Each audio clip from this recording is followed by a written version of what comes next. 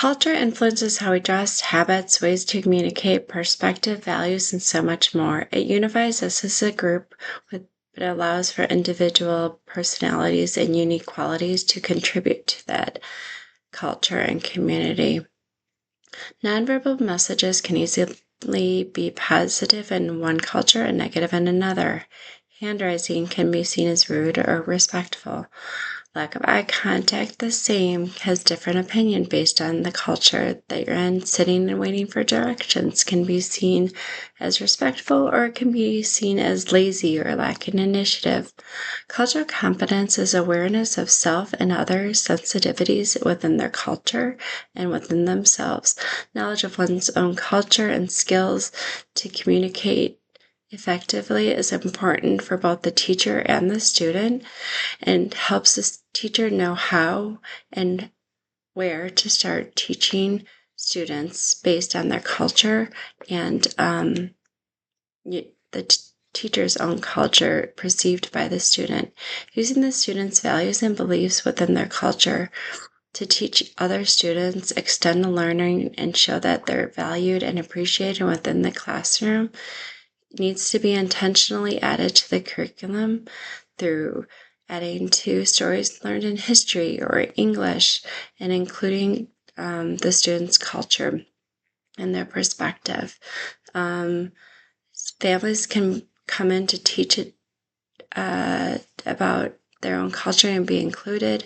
Students can do projects about their own culture and teach other students, and can be used as a reading, writing, and research paper, or even weather can be talked about in science of their home language or geography of their home country. Inclusive classrooms allow students to feel part of the community and grow confidence and a mindset for learning.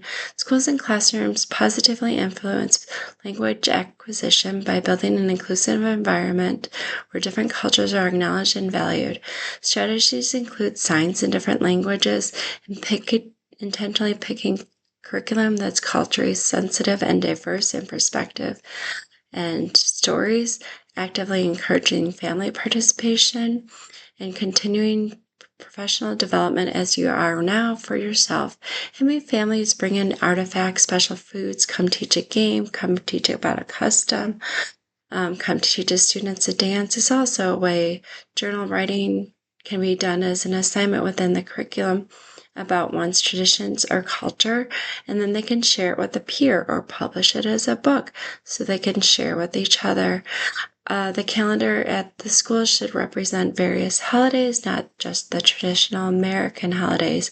Supporting the needs of the EL classroom include using scaffolding supports like visuals for schedule or word wall, providing sentence starters, push and pull and support, extra time, various ways to demonstrate their learning, either oral, visual, through presentation, or written. Teach English words for emotions can support EL students' social emotional learning. So there could be a word wall with the English word, their home language wall, and an image of that emotion. Modeling. I'm frustrated. Sometimes I need to take a deep breath. Modeling naming emotions as well as coping mechanisms is an effective way for a teacher to encourage students to do the same and also to learn the language for their emotions. It also, teachers need to be aware of their students and see drastic changes in behaviors and communicate with families. Understanding this cultural need and social and emotional need of students when doing routines and procedures is important so that you don't do something that's offensive to them, such as raising hands or eye contact or being too close to people. So understanding the student's culture is important when designing the classroom to make sure that it's an inclusive environment. Family and community practices include using funds of knowledge and building strong family and community and school partnerships through education and opportunities, providing education and resources for parents within the community for housing, mental health, parent groups for gifted students, book clubs for parents about parenting. Having community workers come in and during lunch presentations to talk about what's going on in the community.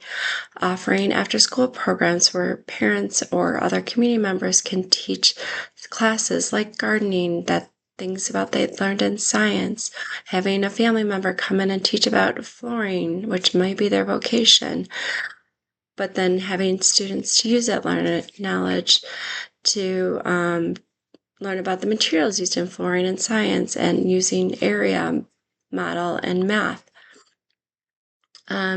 Students can use a know, want to know, learn when taught different things to help the teacher monitor progress. Inviting the community members and family members and to teach things like the community can teach how to recycle and how to use water wisely. Students can go on field trips outside of the community. Students can participate in events in the community, such as parades and presentations and songs. They can display their arts in public buildings like the library.